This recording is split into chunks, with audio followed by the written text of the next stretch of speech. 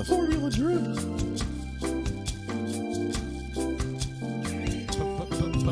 Pilot.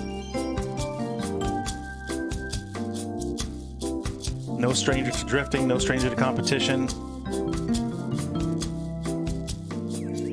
He rejects your reality and inserted his own. This is a stimulator, right? That guy stole my freaking ratchet wrench. I see that. That's mine.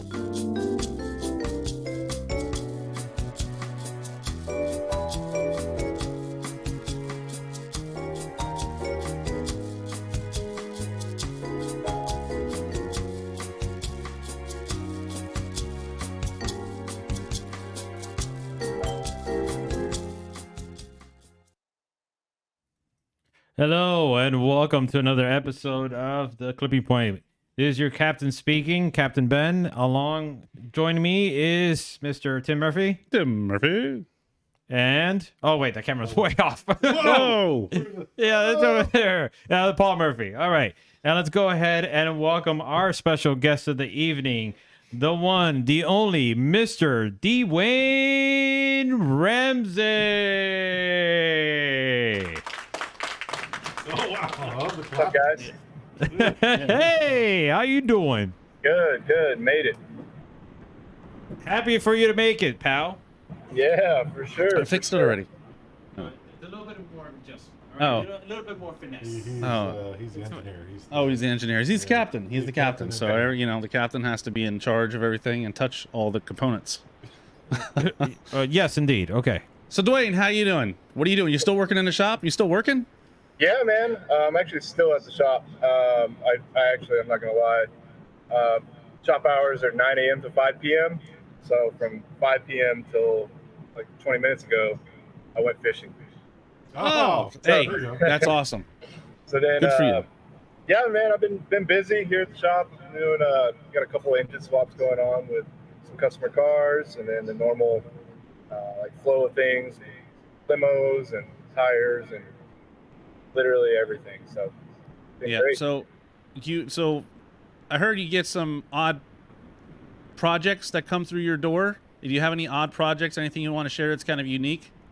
So right now I am almost finished with it's a '84 Toyota Cressida wagon. Ooh. That is getting it's already got a 1UZ swap, so like a non-VVTi 1UZ.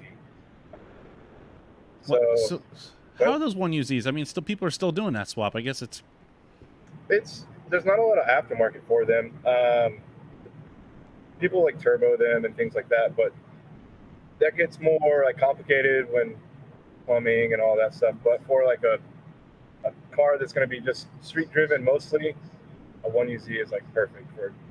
It makes a similar torque and horsepower number. Mm-hmm. So yeah, and they're fairly reasonable. Are there more people? So that's swapping to the OEM transmission. You do the whole transmission. Everything comes out of the donor car. So this car was actually already 5-speed swapped. The Cressida wagons didn't come 5-speed, but the customer had already 5-speed swapped it years ago.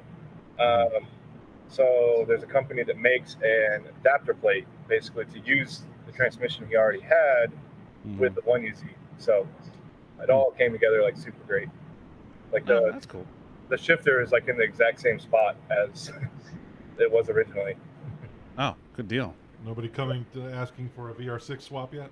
No. I'm gonna close my shop door. No, I'm saying. No VR6s. Not I don't know. I mean, hey, it is different. Randy did. I mean, there was a part like a time where I was like, oh yeah, you know, I've been looking for somebody to do that swap. But then now that I see a swap done, I'm just like, yeah, no, I won't do that. My question is the timing gears? The timing gears are really in the back? Yeah. Oh my god. The cam gears are in the back. Yeah, I mean that's the way the B58 is like the. Is that way too? Yeah, like the timing cover. You got to remove the transmission to get to the timing cover. Oh god. You better hope you don't have any timing issues. Yeah. Yeah. No, I'm okay. That's.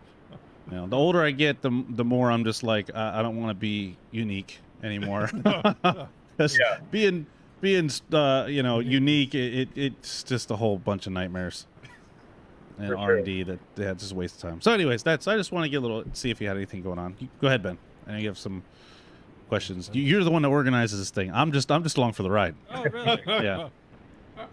Well, no, I was just like thrown off by it. I'm still kind of like setting up. But yeah, it's a great question in regards to the Cressida because I've been watching him kind of like work on it. Right. And it's an interesting project that it doesn't come around often. Mm-hmm. And just to see it happen is almost as crazy as when I see his stories on limos and all these like oddball vehicles, and I'm just like, really? He works on that? And then. Where can we see these things? Oh, For those that are people are, well, I mean, I know, but where can people that are watching if they want to check these things out? So Instagram at Ramsey Race Prep. Ah, It's the name of my shop. So good deal. Check it out. Okay, there we go. Okay. Going back to, let's actually talk about a little bit about Klutch Kickers, and I want to get your reaction towards the news of the Freedom Factory, and what was your reaction towards that news? Like the news of what? Sorry. Well, going from so now we're kind of like rewinding back We to haven't season talked to you because we haven't since. talked to you since we started Freedom Factory. So Gotcha. going from Emerald Coast Dragway, what were some of the pros and cons that you felt or thought when you found out it's going to move down to Freedom Factory? So I guess with the original Klutch Kickers track, the track was it was short, not short, but it was small and slow speeds. So, and the drivers, there wasn't any layout changes we could do, basically. There was a couple, but we would have to rearrange like the whole everything. So the track was it was the same for each round, basically. And towards the end of like the second season, the drivers were getting so good at putting down like a super solid lap. So like qualifying and even battles were like we were waiting for someone to make like a large mistake, basically, or their car break at that point, just because it was the laps were the same laps over and over again. I'd say obviously the pro is the opposite of that of the Freedom Factory, where we have a bigger facility, a bank, a faster track, and then we can change the layouts to whatever we want. So that's a huge thing, especially since like the new drivers coming into the series, I feel like after maybe 1 or 2 rounds at the old track, they would have been able to get it 100% dialed and fit in with everybody else. But now with the Freedom Factory, every round is a different layout. So every driver, it's new to them. Even the guys that have been driving Klutch Kickers since the very first event, 2 years ago, 3 years ago. And it's just good to challenge the drivers, is the way I look at it. Now, as far as distance, it's further from you, right?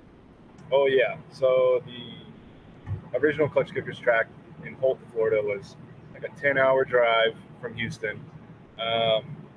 Now I just fly to the events because the drive to Tampa or to Freedom Factory is, I think, 18 hours. So Yeah, that's not too too much. Yeah. All right, so obviously I think that's one of the things that we did like about the Freedom Factory, the ability to change the layouts, challenge the drivers. As you mentioned, the drivers were so dialed in, it made it difficult to judge. It was exciting because you had good tandems, but it made it harder to judge. You guys were constantly finding certain areas of the track to just tweak to make it a little awkward for those drivers to challenge them. Now you have, and you can see it in the driving, the tandems are no near what they were at the Emerald Coast Dragway, and you could change the layout. So you could definitely see it in a competition. I'm sure it makes your job a little easier, but I will have to say you are like a masochist because you're still judging. and reality, right? So, Yeah. And this is kind of a question to kind of, I know I'm straying off topic, but I do that. My brain kind of wanders. What would you say are, if anything at all, that you like about judging? And what would you say is your least favorite thing about judging? What I like about judging, I really like just being involved with the drivers and the sport in general. as we know, drifting is like super expensive and takes up a lot of time to be a driver, like to prep your car, to mount tires, do all of that. And I've done that for years.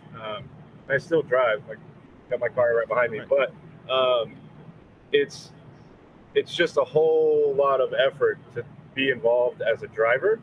So I still feel like as a judge, I'm able to be involved in the sport and, talk to the drivers and see what they're feeling or, things like that, and still be involved, but not have to pay, basically. Right. Yeah. Do you think people treat you different, Errol, now that you're a judge? Do people maybe don't? I don't know.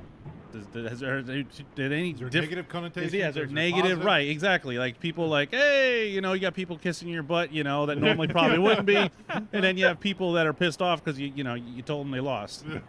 No, I think everybody's pretty cool with it. Like, I never recommend like reading the comments on any post or YouTube video or anything. Right. A lot of the people that don't know like who the judges are or haven't been involved in drifting ever and are just watching the live stream for the first time, they have no idea that all three of the judges each been driving for over a decade. Right. And so we're like well versed in every aspect of drifting. So it's a little challenging sometimes because the comments are brutal, but Yeah. That sucks. we do our best. Well, I'm a fan. Appreciate it. Yeah. I got your back. You let me know. I got your back. All right, appreciate it. And I won't try to trick you anymore either. We'll talk about that later. Yeah.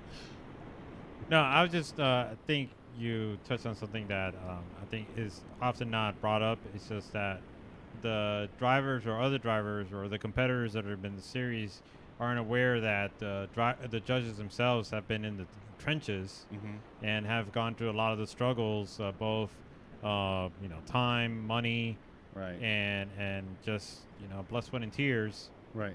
And they're full aware of like what these guys are going through. So to say that they have no idea, I think it's a mistake.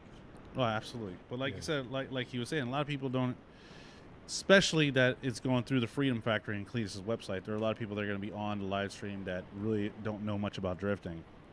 That's kind of where me and you come in and Or start. how even judging of drifting happens. Right, exactly. So it's like if I turned on like a skateboard competition, right? I mean, I don't understand what they're judging. They're Right? like, I have no that idea. was a I'm wrong like, judging. Oh, look great. Give them a 10. I don't know. But, Yeah. but as a judge, you should have experience, real world experience in the sport that you're judging, and that's why we have Dewayne, Jeremy, and Will, right? So it's maybe we need to do a better job, or maybe we should do you know how these bits that for the drivers that they go on, it's Alec Honadale. Maybe we should do one with the judges. Oh man. it's not Show a some bad like idea. past drifting, right? Just like a little montage of these are our judges, and we'll do like a little montage. Yeah. That'd be kind of like, cool. I've been drifting since 2006, and I think Jeremy and Pat are like right around that range also. Mm-hmm. Or not Pat, sorry, Will. Right. Pat has also been driving for the same amount of time, but so we're experienced. Like I drove an FD Pro 2, and then I also drove the second round of Klutch Kickers, the second ever round. The first year Klutch Kickers was a series, and I loved it. But yeah, traveling is just so expensive as a driver, and the event preparation, like leading up to it, is just brutal sometimes. So Yeah, that's far. That's far. yeah, for sure. So after what you experienced in round one with the, I guess you could say, the torrential downpour of the rain, Yeah, that was bad. you're like, okay, well, can't get any worse than this. Well, Well- let's talk about that. So the first round, It was good. no, it wasn't. We didn't do qualifying. They had to. Oh, look, no. I'm not talking about the first round. No, I'm talking about the first round. We're gonna try to stay on schedule here, okay? Okay. So the first round, it ended up not doing qualifying. So it's like, how do you guys figure this stuff out, right? You guys are able to keep the show going, but like, At what point are you guys just like, what the hell, man? I mean, the whole time we were all like that. Basically, the Klutch Kickers staff gets together and we kind of just throw around ideas and talk about solutions. And for round one, the rain was just so bad. Every time we would get the track like kind of dry, it would downpour again, and then basically it was not do qualifying, and then Sunday start with no practice. The first laps turned on the track on Sunday was top 64. So Right. that was I can't remember whose idea it was, but it was the only option we really had to finish the event, basically. Yeah. Yeah, I mean, and I mean, we got it done. Yeah. You got the top 64, and then it worked out perfect. We all kind of got home a little early. We worked our butts off, but so now that's how that first round went, and Right. it's in Florida, and people that watch it that aren't from Florida, I don't think they realize how much it actually rains here. Yeah. You know, it rains just about every day in the afternoon, right? And it doesn't move in; it just appears. Right. It just spawns, it just spawns out of. You watch the radar, and these things just pop up. Like, where the hell did that come from? But, so like you think we'd be used to it by now, but I think every season and every round, we're just like, come on, does it have to rain today? It's always going to rain in the afternoons. We Right, get right. that wrapped around our brains. Yeah. So and then fast forward, to the second round, you had to deal with it again. Yep. Right. And I think. Sorry, go ahead, Dwayne. So every round, I'm bringing flip flops, a rain jacket, and an umbrella. There That's you go. what I'm bringing. Yep. That's flip flops. That's the thing. It's like everybody from Florida, we wear flip flops for the most part, and that's why, because it's most likely going to rain. You don't want to get your shoes and your socks wet, so you wear flip flops everywhere you go. It's like Florida man in uniform. Yeah, it is. Yeah, and we drag our feet. If you know, Florida people tend to drag their feet because there's no hills in Florida, so we're not used to picking our feet up. So we're Florida foot draggers. I call them Florida foot draggers. So the one thing I kind of wanted to mention is that I think what happened the first round, it kind of like threw us off our expectations for this round, in the sense that with the first round we had no qualifying, but we did have that marathon of a day for the top 64 getting through all of that. Right. Then Saturday comes around. Well, Friday went well for the most part, but Saturday comes around, and I think that a lot of people weren't expecting it to be that long of a day that it ended up being. Do you share the same sentiment, Dwayne? Yeah. So the way the schedules are, like for the season, basically, Saturday is practice, qualifying, and then the first round's the top 64. So when at the first round, I don't think there was as many drivers. This round we had 70 registered drivers. Some maybe didn't make the event or whatever, the cars broke or whatever. But I think there was 70 drivers that made at least one qualifying lap. So we got all of that to do. And then top 64 at night, or the evening, whatever it was. It's just a lot of laps, especially when we're up in the tower, basically critiquing every lap, Right. Well, I mean, that's why you make the big money. Yeah. The thing I like to do too is, like, for most of the practice sessions, like the ones on Friday and Saturday, or especially Friday, all three of us judges are out, like, in the center of the track, making adjustments to certain, like, inner clips or extending or shortening outer zones or whatever the case may be, and kind of seeing how drivers are driving the track.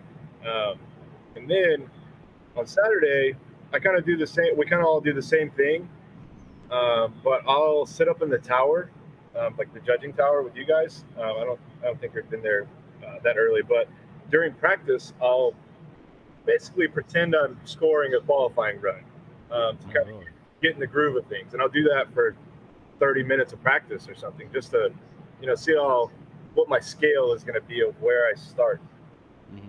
That's what qualifying is That's all. one thing I do like is that we do see a good, we had all the way from 30 points to 91. I think was the highest. It's a good 92, range. 91. Yeah, it's good range, and it's So typically consistent too. Well, it's not like where some other times you see where it's just 80s, 90s, 80s, 90s.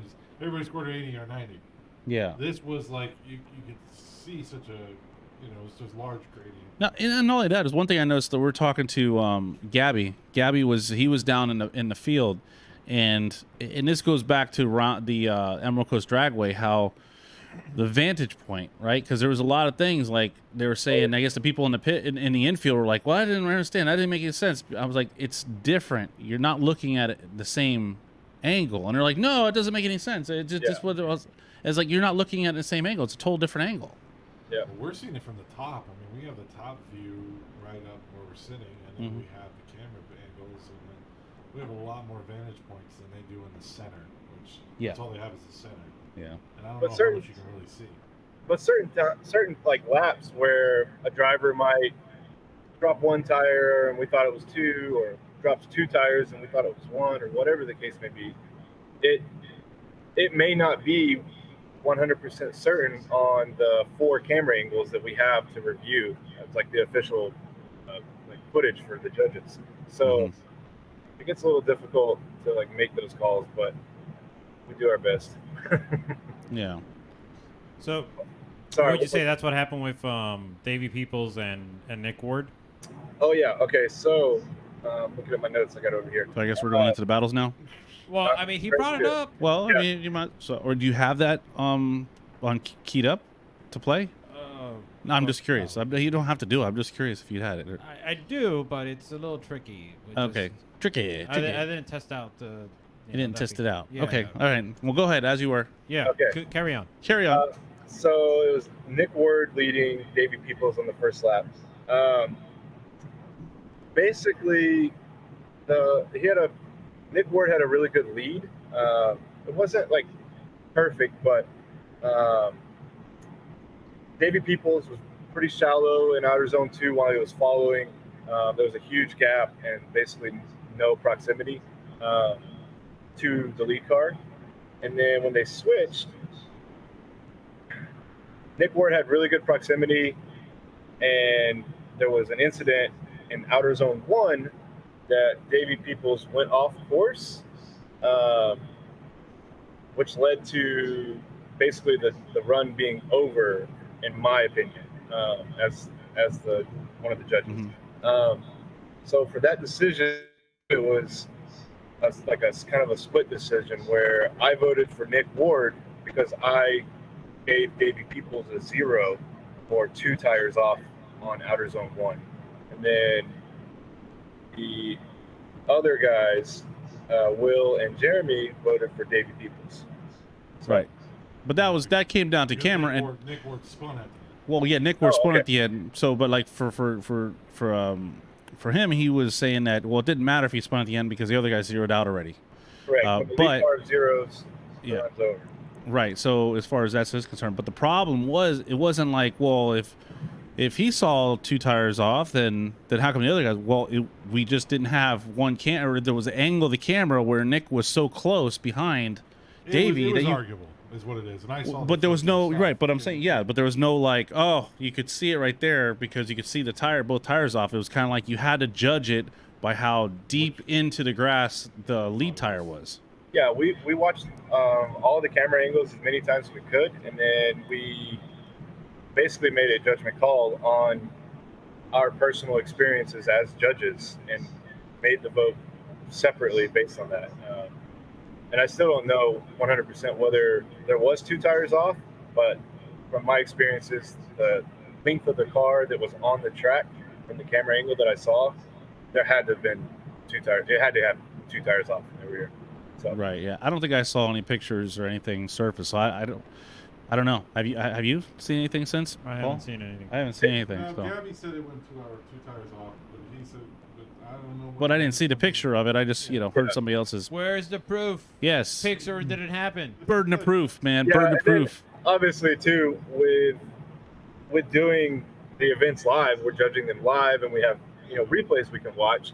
but we can only use the official Klutch Kickers or live stream media. So if there's not like a, I don't know, 100% certain thing that we can say from those angles, we have to just make a judgment call. Mm-hmm. Yeah. No. Interesting. Yeah. I have a question and kind of let's backtrack a bit and just to clarify, what is it that you're judging again? I am angling this year. Okay, and as an angle judge, you had to say in regards to where to place the clipping points, and did you? I mean, I do recall attending the drivers' meeting, and there were some drivers that wanted the markers placed differently, and there was some. I mean, in my opinion, for the most part, it seemed like the markers and the clipping points were well suited, in my opinion. And there were some drivers that were really hitting all the marks, so it was possible. It's just unfortunately that, as you saw throughout the event, there was a lot of people struggling in different areas throughout the track, whether if it's the outer zone 1 or the initiation, or either people are initiating late, or they're not setting themselves up properly for outer zone number 2. Did you at any point feel that you made the wrong call, or were you still definitely set on where you placed the clipping points? I was 100% sure we were correct on where we placed the cones, and for the end of, or beginning and end of outer zones and the inner clips. My thing is, Jeremy is the line judge this year, so Jeremy has more of a say than I feel like than Will and I, where we place the ends of the zones and things like that. But at the same time, I think where the cones were placed they were all perfect. It was difficult to make it to the end of outer zone 2, for sure. But there was definitely people that were doing it multiple times throughout the weekend. So I think we were correct.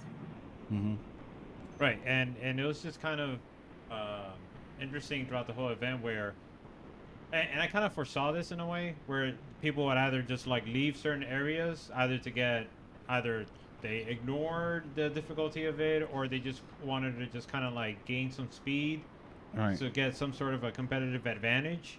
Right. But I think many people forgot that by leaving those areas or not filling in the outer zones properly, they kind of like hurt themselves. And for all we know, like there was a couple of moments where like we needed the side by side and review it several times. And for all we know, by them making those mistakes, it kind of worked against them. Yeah, so it was super, super common for. All right, so drifting is not about if you beat the other guy to the end of the course. Like, so it's, you want to go fast to, pull a gap maybe in tandem, but if you cut line and then somehow pull the gap, by doing that, that's probably going to be a disadvantage to you, even if you gap him by like 4 car lengths. Just because the tighter line is going to be a faster line. And most of the time with outer zones, every time with an outer zone, that's going to be the slower line, which is great for tandem. So if you're cutting the line and going really shallow as a lead car, the follow car is not going to be able to be close to you, which is the lead car's fault. Right, but then you're not doing your job as a lead driver, right? Your job as a lead driver is to be like you're doing a qualifying run, be in the zones, nice and tight on clips. Yeah. But to Ben's point, I did see a lot of drivers picking and choosing the areas of the track. Well, I don't know if they're picking and choosing or they were just struggling that much, but like they're picking and choosing certain areas of the track, like to impress the judges, right? Like it seemed like some people were entering the second outer zone shallow in order to try to stretch it deep into to be deep at the end of the outer zone. And then our other drivers, like I swear, almost every time Chelsea was chasing that first inside clip, he would just take it out. Like if he was chasing, he would just take it every time to try to keep up, cut that line. Like he didn't even care if the cone was there. He just trying to. He was always really shallow transition through the center section to keep that speed up going into the second outer zone. Yeah, and like as a driver, like I understand if you're a follow car and your car is slower or whatever than the lead car, then of course you're going to have lower angle. You may cut line a little bit, and I don't think Chelsea really did that like super whatever, exaggerated. But Chelsea was super close every run he had, which was a huge advantage to him. And so even if, like knocking over, if the lead car doesn't knock over an inner clip and the follow car does knock over the inner clip, it would all depend on how close the follow car was to the lead car. If he was 3 car lengths behind him, and then, then that's obviously just a mistake on the follow car. But if he was right on his door, then it's still going to be a mistake on the follow car, but not weighed as heavily, in my opinion. Yeah, and then that's Chelsea is very rarely more than a car behind. I was actually surprised that first time they went out. Right, with Salvio. Yeah, how far Salvio got in front of him. I was like, what happened there? And I was surprised Salvio was doing pretty good. I think was sleeping. Yeah, something. But he popped the hood, did a couple little tweaks. The next thing, and I was like, we turned the boost up a little bit, dropped some air pressure, and boom, then that story changed. Yeah, for sure. That's funny. But talking about Chelsea, why don't we talk about what transpired with him and Matt Shulman on the second run, where Chelsea was chasing and there was a contact at the end of, on inner clip number 2. Yeah, So, and that's it's almost the same thing happened when he gets Savio. Correct. So. All right, guys, I gotta head out. All right, that's our show. Thanks, people. No, so when Chelsea hit Shulman, it's a bit of a kind of a judgment call there, where Shulman's lead lap was phenomenal, and it's probably the fastest he's driven all weekend, and the greatest line he had all weekend with the most angle. But Chelsea was right on his door, and right before inner clip 2, there's a small decel area where you can use that area to slow down the car briefly while you transition. But it's noticeably before the inner clip. So with that impact from Chelsea and hitting Shulman, we deemed, I don't remember exactly how the other 2 judges voted, but I know that I deemed Chelsea at fault for the contact. After watching multiple replays of every camera angle we could, there was no slowdown from visual. There was no visual cues of Matt Shulman slowing the car down. He was on throttle. Yeah, he did e-brake probably slightly before the car was ready to transition, but it was as he was transitioning, and it was in the decel area. So that's where the decel area is. If the follow car hits the lead car in the decel area, then the follow car is going to be at fault, unless it's an extreme slowdown, unfollowable or something. But I believe that Shulman was going to complete the lap if Chelsea hit him. Yeah. He didn't come to a sideways stall. It wasn't like you could. It definitely looks smooth. It's for me, at least from watching the replays over and over again. Right. It looked like he had good momentum going through there. So I don't know. I definitely agree with you. It was definitely a tough call to make. Like, Shulman and Chelsea are awesome dudes, but it just we gotta make calls, somewhere, and that was a crash basically in the decel zone that caused Shulman to straighten out, so the run was over. That's what happens when you follow super close. Yeah. Did the thought of maybe Shulman transitioning too late run through your mind, or was it clear and definite where the deceleration zone was at? So watching it live visually, I was like, okay, that could have been at the inner clip or whatever. But the first replay I watched of the contact, it was 40 or 50 feet before the inner clip 2, and that was where we had it on the track map that we talked about in the driver's meeting. So when I saw basically the first replay, that was an indicator of it was in the decel zone. Okay. Well, there's that. Yep. I mean, No reason to beat a dead horse, right? Right, exactly. Yeah, okay. I mean, Like I On to said, the next one. it sucks, but yeah, I mean, it maybe if Showman was somehow like magically able to stay in it, but it looked like a pretty rough hit that ripped the wheel out of his hands. So it is what it is. Yeah, I mean that's a tricky part of the course, even in the dry. I mean, it's for some reason it seems like that side of the infield is more slippery than the other side of the infield to me. I don't know if maybe it's because of the speed that they're going through and they have to slow down more in the second half of the track, the end of the track, and then the first inside clip they could just kind of fly through it. But it just seems like that area right in front of us has less grip than the other side. I don't know. Yeah, and like also the inner clips were placed in different spots on the track. So the inner clip 1 wasn't such a large sweep to get to the inner clip. Oh, okay. But inner clip 2 was closer towards the inside of the track, so you had to make that transition around it. Oh, basically. okay. Okay. Kind of hard to explain. Yeah, it's a sharper turn. Yeah, Yeah. exactly. Visually, it probably looks similar, but it's definitely noticeable. Or it was a noticeable amount. well, one of the things that was running through my mind was I forget which car it was, but somebody broke down and dropped liquid throughout that section of the course, and I was. Who was that?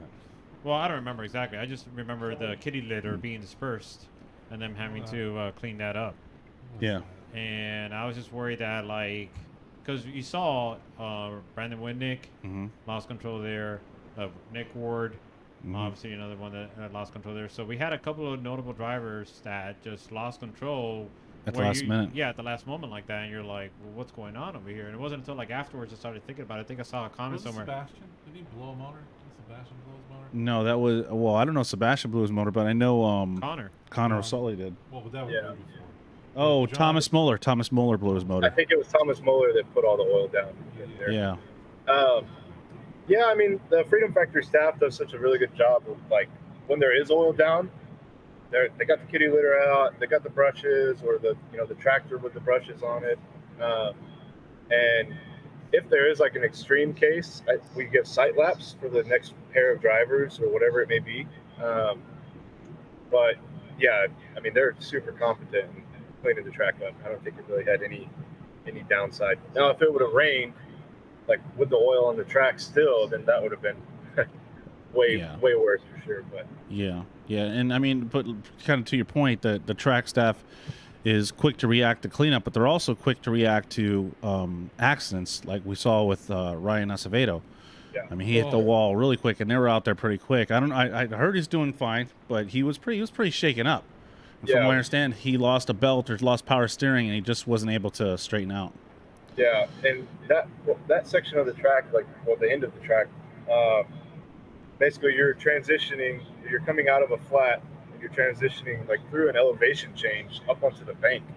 And yeah, if you don't have power steering and you're expecting to have power steering, then that's a bad time for sure. Yeah. So Will and I talked to Ryan after the event, and he seemed, he's definitely shooken up, but he seemed all right. He was wearing his Hans device too, so that was great. yeah, makes me think I should get one, but I got a while to go still before I need that. Even at post, Courtney felt like it was about that he had his Hans device and how it should be just kind of mandatory. Yeah. So. Well, it also kind of reminds me of Cabot Cardoso. During the testing Oh, that's of right. the layouts, it was like one of the final runs, and all of a sudden he lost power steering and it went into the wall. Yeah. So They there was need to that do some incident. more curls or Yeah, I stuff. got to. Yeah. Right. Yeah. Just So do pull-ups. right. So talking about rain and round 2, luckily the judges had their own meteorologists on the booth to kind of keep them updated on what was happening. So what was your takeaway on the how the weather unfolded throughout the event? Well, it was great until it wasn't. Yeah. Sums it up pretty well.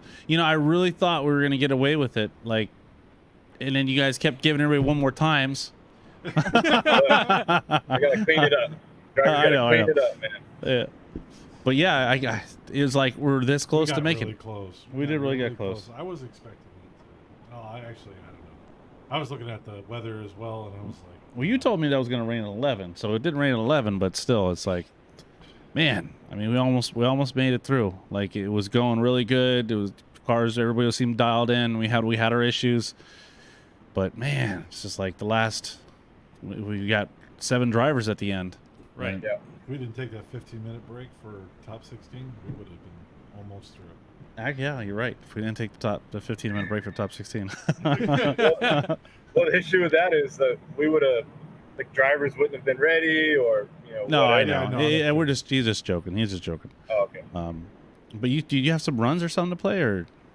Oh, He's got nothing to play. He was never playing prepared. before. Oh, okay. Never okay. prepared. Let me try to set it up. But Okay, sure. in the meantime, Dwayne, why don't you tell us about after waiting an extended period of time, you gave a one more time call, and all of a sudden we're like, okay, down to the wire. We come back from an extended break. Then you have Alec Hollandale and Taylor Ray go at it, and you're like, okay, well, finally got some action going, and then It was like a Jello fight. right. So, what was going through your mind as that battle took place? For the second one more time. So Right. obviously the track conditions had changed greatly from when the last time they drove, which was 20 minutes before that. And we gave them sight laps, and then after the track had been dried up and whatever, we gave them sight laps, and when I saw Taylor Ray spun, like as he was, I think at interclip 2, and it was just like ice, and I was like, oh man, this is gonna be a mess. So when their first run of their second one more time, there was definitely some less than ideal driving, but they did really good for the track conditions, how they were. Right. So in the middle of their battle, it started like right before they were going to go for their second lap. Yeah. It started raining again, and then we were like shutting down in the tower basically, and the track staff pulled up, asked the drivers if they were okay to run, and they both gave the thumbs up. So we made it happen, and it was so crazy because we could see the rain wall like coming across the back of the tower. And so their second run of the second one more time was completely different conditions, but this time with Alec leading. And I gave it, I voted for one more time again, which would have been a third one more time, just because there was a lot of different mistakes that obviously the rain has, a huge part in that. Let's see. I'm just going to go off memory because I have so many pages of notes here. But basically, I know that Taylor Ray had like almost a late initiation. If at best it's a low angle or slow rate to angle initiation on both of his laps, his lead and his follow. There was great moments where Alec had great proximity, and then he fell off. I can't remember. Well, I think we might be able to play it for you so you can maybe jog your memory, because to try to remember that off the top of your head, and even when you're reading your notes, even though you got a book of notes in there, it just kind of makes it difficult to try to jog your memory there. For sure. But I will say that, and you'll hear it in the replay, that when they went around, we were like, oh, that's it. They're not going to do anything. And next thing you know, we're like, wait a minute, what's going on? And I was like, this is freaking ridiculous. What are they doing? Yeah. And it's great to see the heart that the drivers have to compete. But at the same time, we knew it was going to be a mess, right? I knew they'd make it around the track because they're world-class drivers. Yeah, but sure. it wasn't going to be pretty, right? Yeah. So and I don't know. Can you? ultimately, I'm kind of looking at my notes here. What I voted, or why I voted for one more time, was all of the different combinations of the mistakes, but also the main factor for me was that the track conditions changed like in the middle of their battle, and there was nothing, you know, rock solid that gave one driver a clear advantage. And I didn't want to fault one driver if they made a certain mistake because the lap they ran before that was a totally different, track surface. Yeah, no, absolutely makes sense. It absolutely makes sense because it's like, it was almost like you couldn't even really, I mean, you took it seriously, right? But it's almost like you couldn't take it seriously, Oh, you got it? I think so. I'm going to try this out. Dwayne, you let me know if you can check this out, and then hopefully everybody can get a good view of it. They're still going. I'm ready. Can you see it? They're gonna go. Yeah. Okay. It's insane. No, I can't. I can't believe we're watching Oh, he can't see it. Nope. I thought he could. Nope. Nope. I can see the player like up on the top, but that's it. Like the DLC player.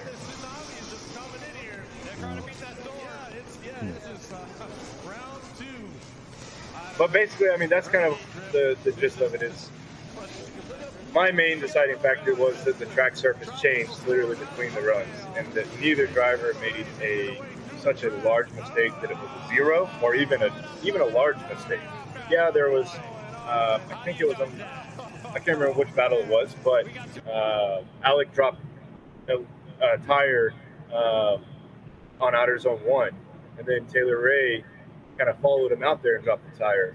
And Alec pulled a gap on him from that. I can't remember. I don't think that's the second one more time. No, I think that was the first one more time. Because we were just watching the second one more time, the last half of it. Unfortunately, you couldn't see it. Yeah. But it was like... I'm going to try again. You're going to try one more time. Let us know. All right. But as you were saying... Oh, so I'll just keep talking. I'll just keep rambling on and talking about how it rained and it sucked. Yeah, I'm just ramble on and just... I'm filling space, I'm just like my pants. I fill a lot of space. But, yeah, well, no, it's all fat. Anyways, no, it just sucks, I'm freaking tired of this rain, and we were talking about maybe shifting the whole series to like the off season. Oh, can you see that? Nope. I'm working on it. Oh, he's working on it. Let us know when you can. The issue with even shifting it, I mean, I don't know anything about the scheduling with Freedom Factory or the scheduling with Klutch Kickers. I can see it. But the issue with switching it to... Yeah, pause it. The issue with switching the schedule to like the winter time is that a lot of the drivers, might be building a new car or might be, trying to save money for the following, like the next season. If we end the season, I think it's in November when round 5 is, and then we start the season in December or January, then that's just going to be a mess. Okay. Yeah, I guess I get that. Yeah, I'm just like, I don't know what to do, or maybe maybe take 2 months a break between June and July, right? I don't know. Yeah. Something like that. All right, let's see if we can rewind it, and now we can watch it, and we'll start over again. There we go. This is the second one more time. This is the second. Half. Yes, second half of the second one more time. Yep. All right, go. All right, so here we have it's starting to rain.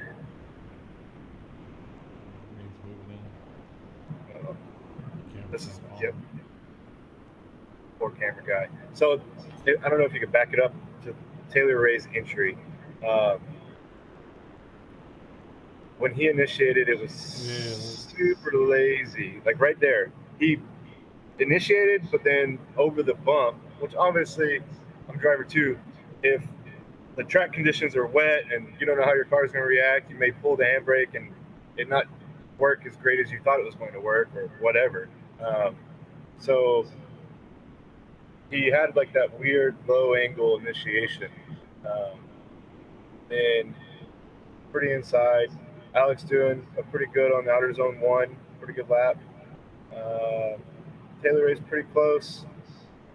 I can't remember if either one of them hit that cone. Taylor Ray pretty good here. He's a little less angle, but Alex, yep, exactly. Drops one tire there.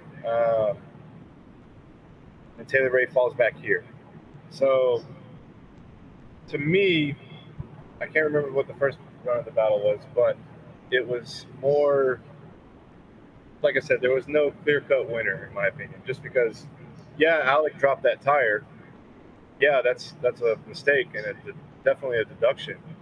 But I wanted to be fair to both of them, and I'm fair to everybody. Where I know the track conditions changed. Yeah, they wanted to send it again, or send it in the rain, but it's definitely difficult to make a decision if the track conditions changed in the middle of the battle, like between the first run and the second run, basically. Right.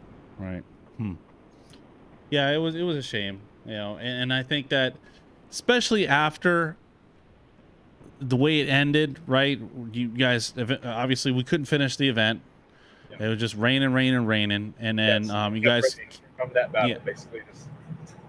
Yeah, well, I'm saying that had you picked a winner, then with those circumstances, I think it worked out in the end. Obviously, like I said, the event obviously didn't end the way anybody wanted it to end. But had you picked a winner there, the other guy would have walked away with nothing, basically, because what ended up happening is he had 7 drivers left that we just couldn't, and then you guys basically split up the points and the cash, and just call it a day. So had you decided that on such poor conditions, I think you know, looking back, I think you guys made the right call. Yeah, like I was saying, like if we would have made a call one way or the other driver probably would have been pretty bummed. And then at that point, like I guess there could have been a way to protest it, but there would have been no way to protest it because there was it's one more time and you can't protest it one more time. So I'm sorry, you can't protest the one more time call. So if we would have decided a winner, then he could have protested. But since the event was over, he couldn't have protested. You follow me? So it would have been pretty difficult. We always try to be as fair as we can to everybody, and there just wasn't a clear winner for me in that battle. No. I agree. So what were some of the lessons that you learned from this event? Because evidently it's unfortunate that it didn't come to an end, considering everything that took place. I mean, again, it was just a marathon of 2 days of nonstop, drama, action, and highs and lows, and just to see it like kind of like end on a cliffhanger like that, you're like, seriously, man, come on now. Yeah. So, so like, what are some of the lessons that you learned from this event?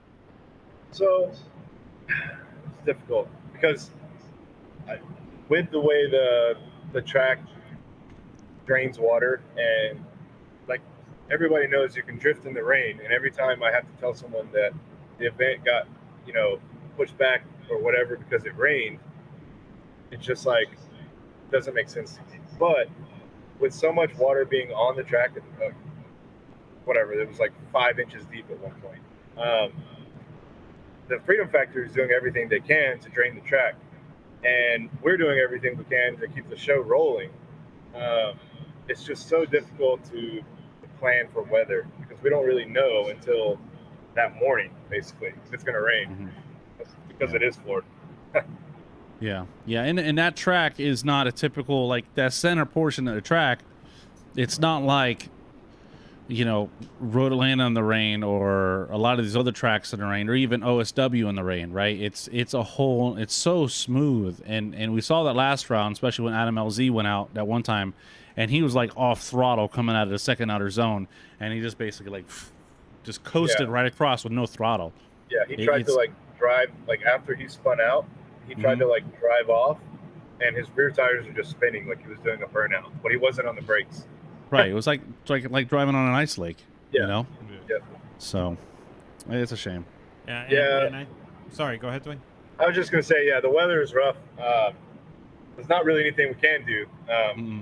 Just come up with better or more rain contingencies. If it rains at certain times of the event or things like that for schedule adjustments. But other than that, we just gotta open our umbrellas and hope for the best. Yeah, I got my fingers crossed for round 3. Yeah, we'll be in August, so You know? Deep if it into doesn't the rain. hurricane season. Yeah, but hurricane season isn't. So that's the thing is, the hurricane season is not like it's not as. I don't think it's as bad because I've been down here, right? Right. I mean, if a hurricane hits Florida, as long as it doesn't hit you close, if it's not like that close to you, it actually sucks. All the bad weather gets sucked towards the hurricane, and you have great weather. So as long as we don't get hit with the hurricane, I care less. Yeah. You know.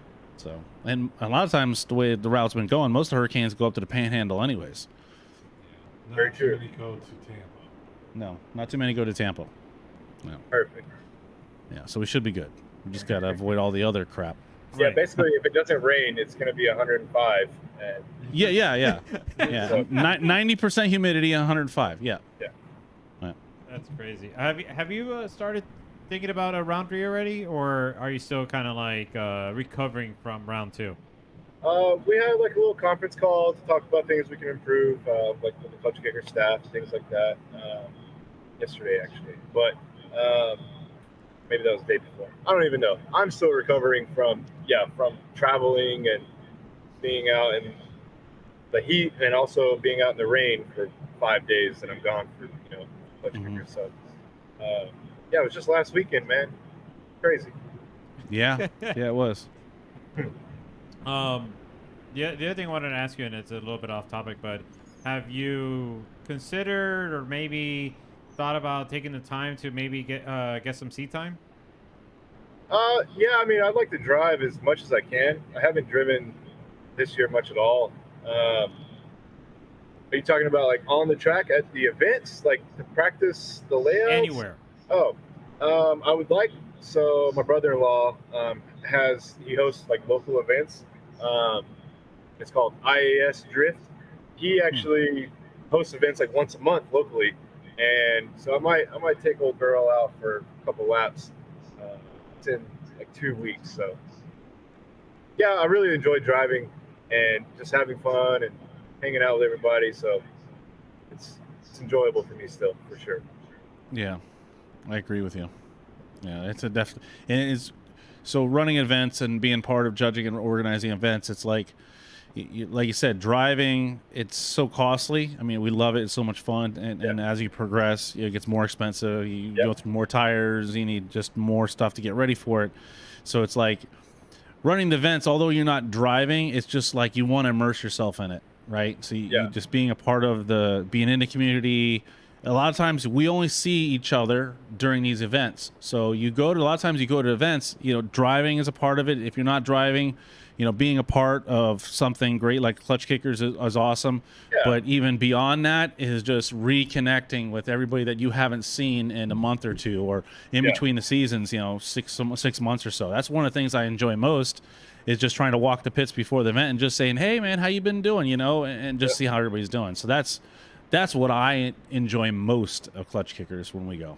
Yeah, for sure. I really like I said, I really enjoy driving. It's just, so I set this car up to be like around 350 horsepower, reliable, simple, and it's just that's what makes drifting more enjoyable for me. Is if I don't have to work on my car, or I don't have to change my tires every 2 laps, then this is sick. So it's yeah, like I said, hopefully, I don't know. We'll see. We'll see how the schedule works out for about 2 weeks when he has the next event. All right. Well, hopefully we'll see some videos. Maybe. All right. I got you. Yeah. You're going to get so excited that you're just going to not put the cameras on a car, which I've done before. Like, I just want to go out there and drive. I don't put any cameras on a car. I don't take any pictures. And I just go out there and have fun. And I'm like, man, anybody get any pictures? Because I wasn't even paying attention. Yeah, literally what I'll do is I'll be like on my way to this event, like on social media, and then we'll get there, and then I won't post anything or take any videos of anything, and then we'll leave, and I'll be like, man, that was a sick event. But then, like, what happened? What happened? Exactly.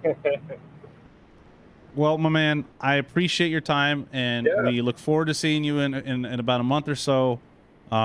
And I know you got some projects, you possibly air conditioning your shop there. So reach out to me or Paul. I don't know if you guys can see my sweat, but yeah. Well, I mean, I can I can see it. So just reach out to us. Whatever we can do from where we are, we'll help you out. I appreciate it. So so keep in touch. We'll see you soon. Thank you for all your blood, sweat, and tears being that judge and taking all that crap from everybody, and from myself as well. And and I look forward to sharing a beer with you when we see you up there next time. Awesome. We're gonna find some place. See you guys around 3. Yes, sir. All right. Take See you, care. Dwayne. All right. Peace. Bye. There we Yeah, go. don't make it awkward. Bye. Bye. Bye. Bye. See you later. No, you're still there. I'm still here. Hang up. No, you hang up. Oh, that's funny. Well, so we're still on, right? Yeah. Oh, okay. I'm just making sure. I mean, we could end it if you want. Oh, well, do we have anything else to talk about?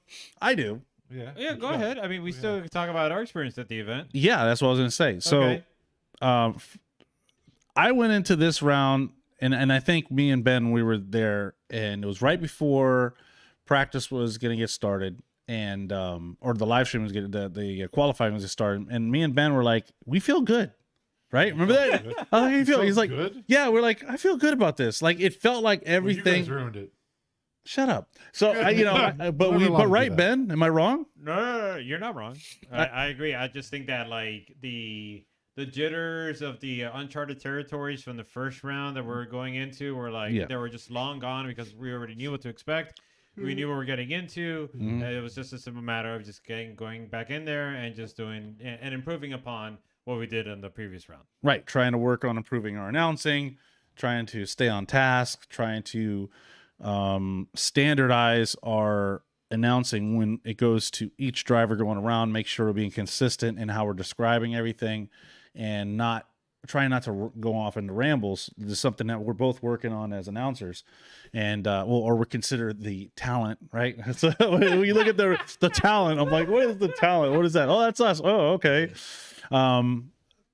Those were things that leading, and as we've been doing the Klutch Kickers, at least for myself, I've been trying to improve on. Ben is just now this season having to fill more of that role and less of the technical side because that's being taken care of, now being my partner in crime as we go through. Yeah, he's my partner. So Why don't you share a room with him? no, we're not that close. I share a room with the two, me and the other bear. We were in the other room. But my point being that we went into this round, and I think that we had a better grip of what to expect because we already had done the first round. And when I say what to expect, we're not talking about the event and the driving. When I'm saying what we felt good about is what to expect on the way the event was going to go down and what our roles and responsibilities were, and being confident that we could fulfill our responsibilities. So that's where we were like, hey, we feel good. This feels like, I mean, the rain sucked and there was a lot of things that sucked, but I think for the most part, I think we did well. I've always worked well with Ben. We used to do a lot of stuff back in the day. So. Right. And the other thing I do want to mention that it was to me, it was a surprise because I haven't really done it as much as I did it, in the previous rounds, but I really got a joy out of just kind of talking to the drivers, and not necessarily talking to them to try to just come up with a random conversation, but just to kind of see like what have they been up to, what changes have they made to kind of prep for the event, and just the stories that they had to kind of the stories that they had of the challenges they had to overcome. Yeah. From either the previous round or just leading up to this round to just get there. You had drivers, but it was like so many different stories. You had drivers with like ignition issues, belt issues, suspension issues, like all different kinds, and everybody had like a different story to tell. And I just found it very fascinating. And the only I don't want to say regret, but I would say I just sucked that I didn't have more time to actually, get to talk to more of the drivers because evidently our time was limited. And I'm just looking forward to taking more time to do that for the next round. Yeah, I agree with you. Talking to the drivers, getting an idea of what they had to go through, prepare. And when you mentioned that, I was thinking of the drivers from Dominican Republic. Right. I forget. Was it Adames? One of them is Rafael Adames. Rafael Adames, and the other one I believe is Julian Carmona. Yeah, but Julian Carmona is actually, I think he's local because he has VG Garage, and that's out of Margate. VQ. Yeah. Sorry, VQ Garage. Yeah, I don't want to put VG here. Anyways, Typo. Yeah, typo. But Rafael Adames, that was one of the things I was talking. So there's Jesus was his owner, Victor was his crew chief, and then there was other guy was helping him out because his name's Harlem. They couldn't say his name right. I thought it was funny because they're all like Hispanic, and he's not. He doesn't speak Spanish. And he's like, they always get my name wrong. I was like, well, I'm used to that. My name's Tim. So anywhere I go around, people with thick Hispanic accent, it's not Tim, it's Thing, right? So they're all started laughing. So they're like, oh, Thing, like they all started calling me Thing, But it was interesting to talk to them, and what they're saying is that, just kind of to your point, is that for them, they're all from Dominican Republic. So they come over here only for the event. The car stays here. So they literally get here a few days before and have to sort through whatever issues they weren't able to take care of at the end of the event. So a team like that coming over here, which reminds me of Luis Lazardi. Remember back in the day, he used to come over from Puerto Rico all the time back when SWD, when he was doing the Pro-Am. Right. So that reminded me, and they actually pitted next to each other, but it reminded me, because I got to drive with Luis Lazardi, where we got to know each other, compete together, that's really cool. I mean, that's a lot of heart, passion, and dedication to make that trip over here, knowing you're already got a handicap, right? Because a lot of these guys are testing, tuning their car, they're going to OSW, they're doing a private day, they're trying to get the bugs out or whatever in their area. They have that time to try to dial their car in, do some last minute tune-ups.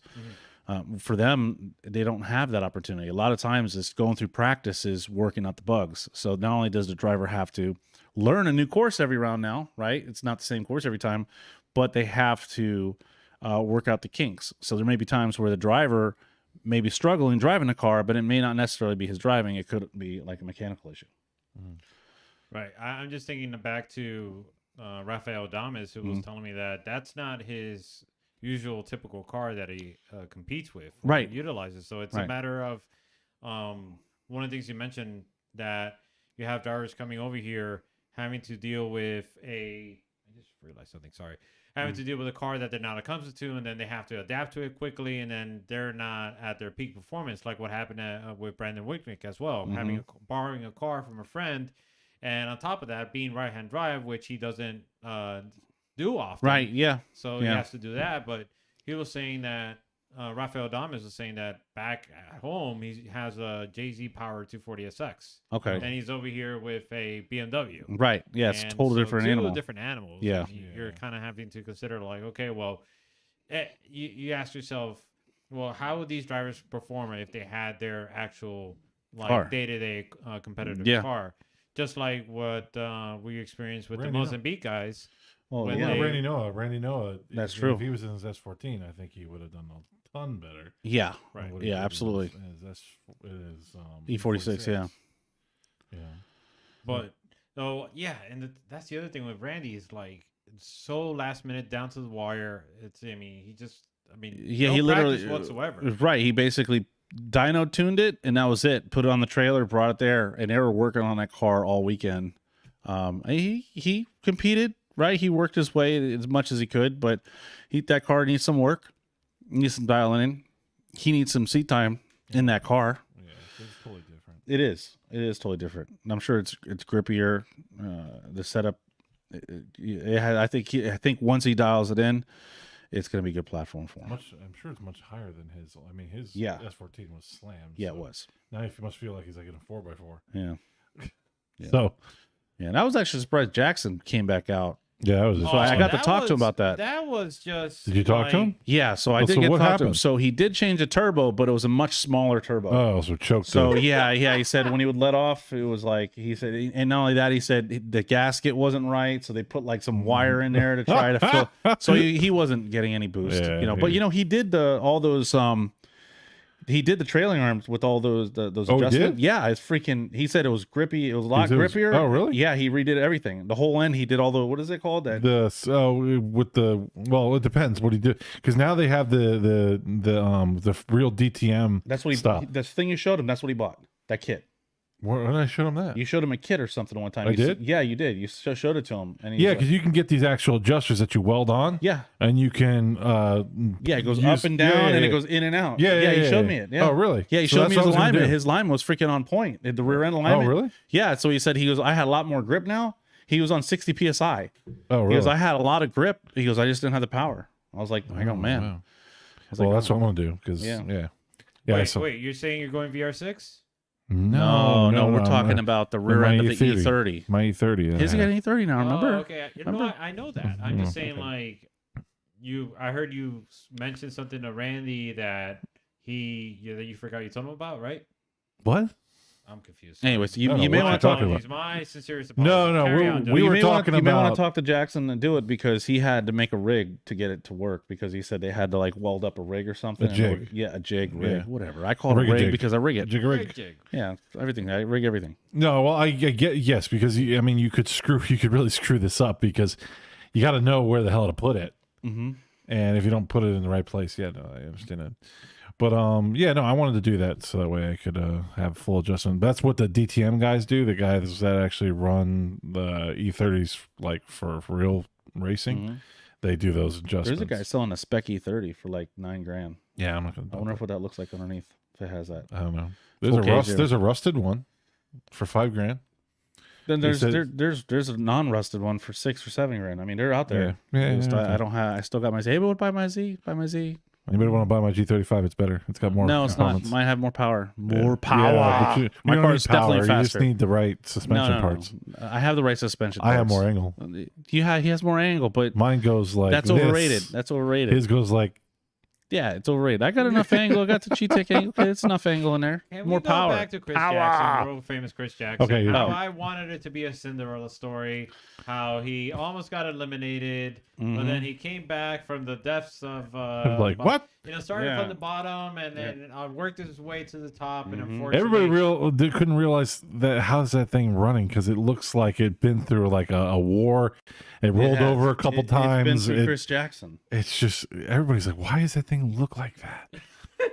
It looks like it has some kind of rabies or something. It It's a has- it it's has a some ravenous E30. it has some kind of It's kind of has some kind of disease like leprosy. It's like Yeah. a leper car. Yeah. well, I just want to mention that we can get away with this because we know Chris Jackson pretty well. I mean, we Mhm. don't want to have people thinking or convey that we're sort of. Oh no. Oh, no. just- I mean, yeah, he built most of this car, so I mean, it took him 6 years to do it, but but that's my old car, right? So right, but it wasn't in that condition that no, it wasn't in that condition. just. I really want another E30. I mean, really, and next time I'll show you Tim's rejection corner again, so I have a good 3 or 4 rejection posts for you to look at.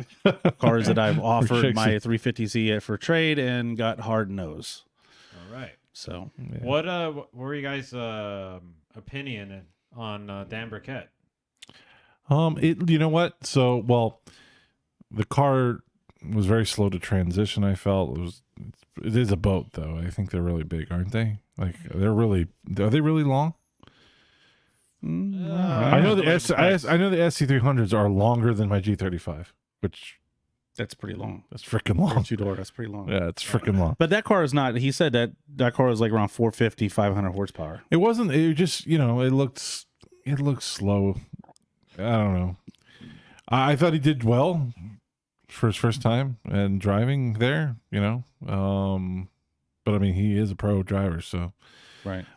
it'd be interesting to see if he really competes next time and hopefully we have a dry event. I'm sure he will. It's close to him. He'll probably, I he'll hope be so. out again. I hope he drives again, because it'd be interesting to see how he does.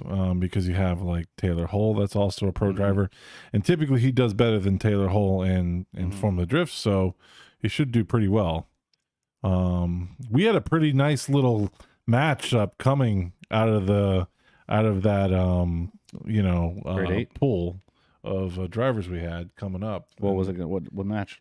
Well, you had Dirk in there, you had Alec, you had Oh, Adam, yeah, you had Taylor Ray. I mean, you had a lot Yeah, of those top eight. Those top Yeah, 8. If it was that dry, was there would have been a stacked. lot of that one more was times. that was That was. I mean, I was looking at it. I was just like, okay, sure, we ended, but then looking back at the bracket, I was like, wow, that would have been intense. That would have been like, Yeah, it was like, Well, oof. it was. I mean, we went through the first 2 battles of the top 8, and they were both one more time. Yeah, well, So it's, yeah, it was going to be like that. It would have been a long top 8. it was For sure. It was going to be a crazy one. the other battle that was a bit of a surprise was Dirk and Brian. Dirk and Brian. Bakia? Oh, Baccia? Yeah, you're right, because it was like, I thought he almost took Dirk Stride down. I couldn't believe it. Right. That was very impressive. That was a great run. I mean, I was surprised how close that was. Sean Booth did But great, too. Dirk Stratton did blow his motor, right? Didn't he blow his motor or something, Dirk Stratton? Right. Yes. So yes. maybe that's what it was. Maybe his car was suffering. Maybe he was, you know what I'm saying? He could have been Okay. down on power or something that made that look like that. So I'm kind of curious. I may want to catch up with him. Jonathan Nairnen looked amazing. He did. Right. I think he would have took out Adam. I don't know. He looked really good. So I don't know how it would have ended, but that would have been definitely between, because it was supposed to be Jonathan Nairnen versus Adam LZ, and that would have been intense. How about Taylor Hall? Taylor Hall looked dialed in.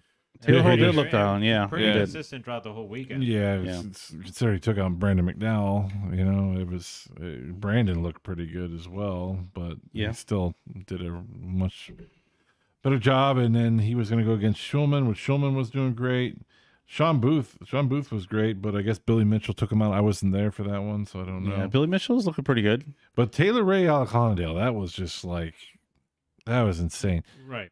And that car that Alec has is just Yeah, freaking insane. yeah. Well, I'll tell you his history. 350Z is going to be pretty serious.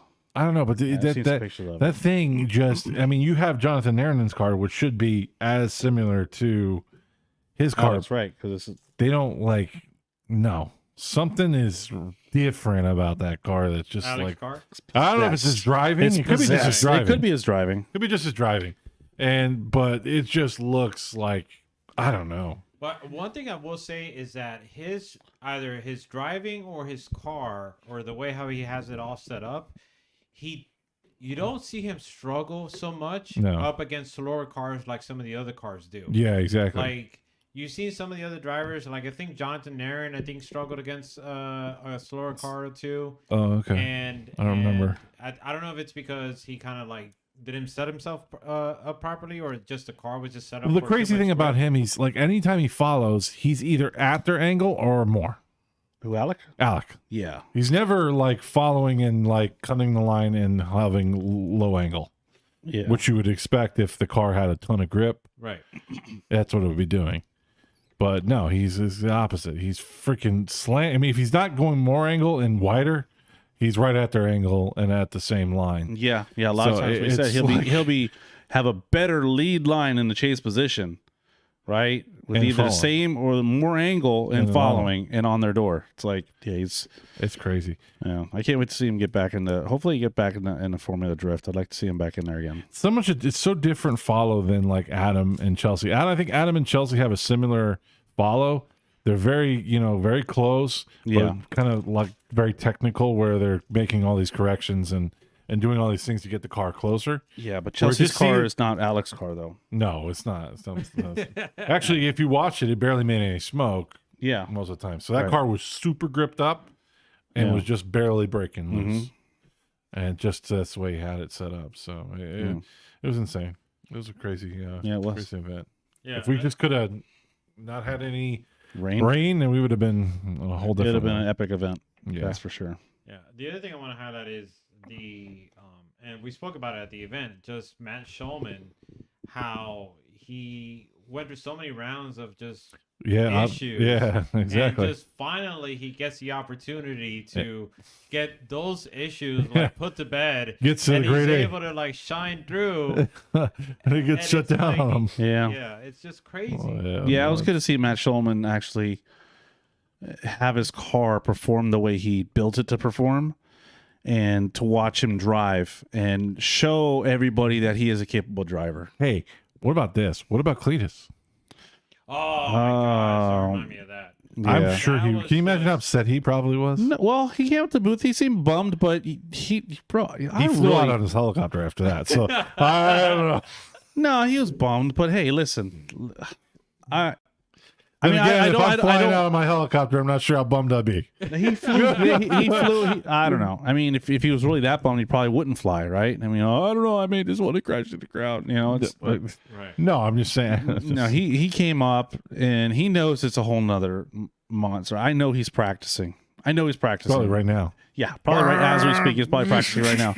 So he'll be ready next round. It's just a different animal. Like they were saying, that car, the way the suspension and everything is you got to ride at full throttle, right? So he was doing the Corvette, and he was probably modulating throttle, right? Because that's what you do. You modulate throttle. But when you get into this competitive drifting, you got to be able to go around the track with your freaking foot on the pedal like Brandon McDowell, you know, or Dirk Stratton or Alec Hunnadale, just freaking balls to the wall, hammered Yeah, to the floor the whole way around. You can't let that car, try to find its.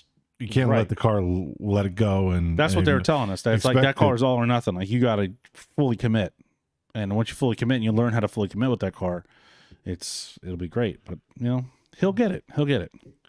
It just seemed like it wasn't. I mean, aside from, in my opinion, it just wasn't set up or dialed in. I just think that he wasn't accustomed to like the power band, because when he went for the second qualifying run and he was going through the inner clip number 1, it just seemed to me like he wasn't expecting the power band to come in so quickly the way that it did, and then he kind of like lost it and wasn't able to counter steer in time.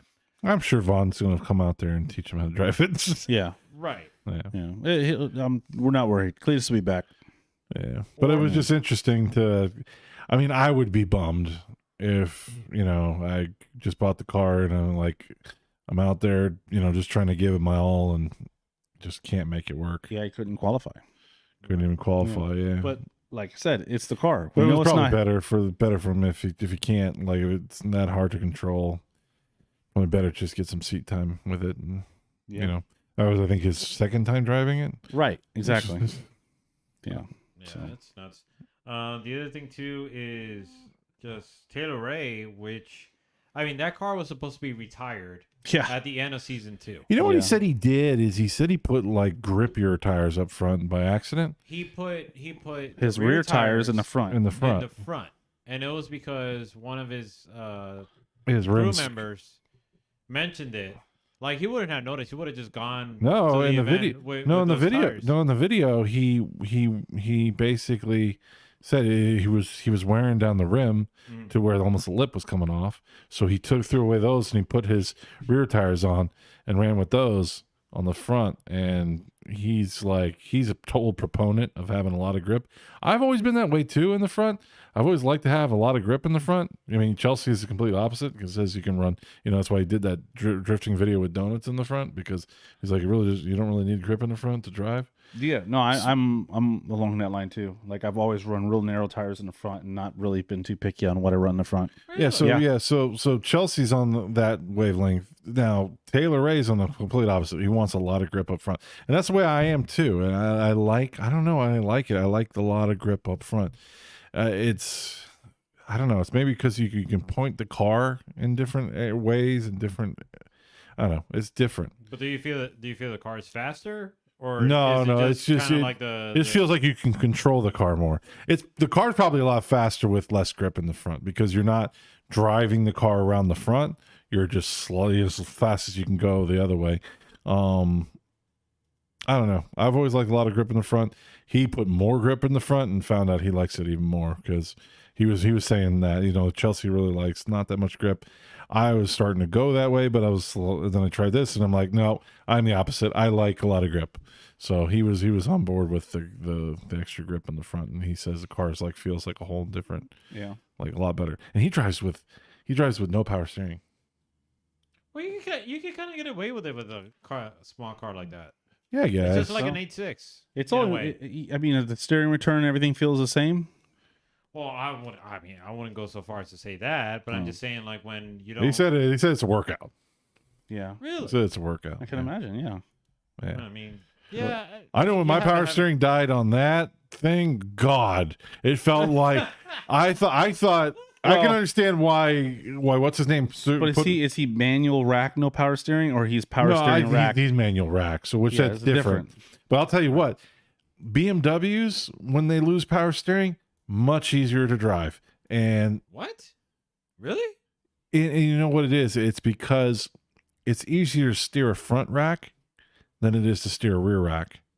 Oh. It doesn't require as much power. The wheels turn a lot easier on a front rack. Oh, I didn't know that. This thing, I lost power steering in my G35 and I thought the wheel locked. That's how hard it was to turn. No, it didn't lock. Right. It's just like, oh my God, you really have to like Yeah. really that's turn why, into that's why Ryan went hit into the wall. Because like it took everything in my power to turn that wheel when I was driving, when I lost power steering. I can only imagine. Yeah, he guy's small guy. Yeah. Like it did. Yeah, I was able to turn my car, but it was not anywhere near as fast as I needed to. And I've lost power steering in the E30, and it feels like it got heavy, but not like this. This felt like it locked up. I honestly thought I broke a arm or something because the way it locked up, but it was just the power steering broke. That's all it was. So it's dangerous in those cars, not so dangerous in BMWs because the front rack and the rack is easier to turn. At least that's my experience. I don't know if that's true, but that's my experience with the E30. I've lost power steering with it and been like, oh, okay, well, I can still drive. The More You Know by Paul Murphy. Well, I don't know. I don't know. No, you do know. You just said it. That's what I think. Or wait, The My More opinion. You Don't Know by Paul Murphy? The More you- Paul Doesn't Know by Paul Murphy. Well, I'll tell you what. I was right with I should be a meteorologist. you what. I'll tell you what. I'll tell you what. I'm going to be a meteorologist. I never heard now. you say that. He was on the case with Man, I was on it. with the weather conditions. I was like, it's going to rain right now. No, you were wrong. I told you to just don't come back. Don't go to Starbucks. Don't come back, please. And Tim's like, you got to call him. You got to call. I'm like, it's going to rain. It's going to rain. It's gonna rain. I can tell. I got my And beetle you came in my all pocket. the way back. Yeah, I did. To- I for had the to rain. like hightail it back. I was just like, oh, it's back. I gotta make sure, with the broadcast. And all of a sudden, I'm like, I get And you back came back then- again, and it rained. right? But at least I was Yeah. back. Yeah. When I needed to be back. And Yeah. I mean, hey, I didn't miss out on what happened with Alec Hollandale and Taylor Ray. So No, but we could have just went home. Yeah, we could have went home on that. We could have couple just hours went earlier. home. We could have been at the Celtic K. Or was Celtic. Celtic Ray. The Celtic, Celtic Ray. Ray. Celtic or is it Celtic Ray? Celtic. Oh, yeah. no, it's Celtic. Celtic. It's Is not it Celtic. It's pronounced Celtic, bro? Celtic. It's pronounced Celtic. Yes. Yeah. Yes. Okay. Celtic. Okay. You don't listen to Celtic. You're thinking of the Boston Celtics, but it's I'm Celtic. trying Celtic. to BS them into saying, oh, No, you that one's Celtic. should. It's Celtic. You're trying to overconfidence me again. Overconfidence you. Yeah, that's what that's I what hate it that. was. Hate when he does Did that. you want me to play back the clips? No. that Nah. I had? No. No. Okay. No, we already went over. It's good. Okay. We need to. I need to take this inspection cam and look inside this one cylinder that hasn't had a spark plug in it for 6 years. What? Yeah. 6 So the years, car, yeah. like 4 or 5 years, however long this car was sitting with the 1J in it at Jackson's shop, there was one spark plug missing.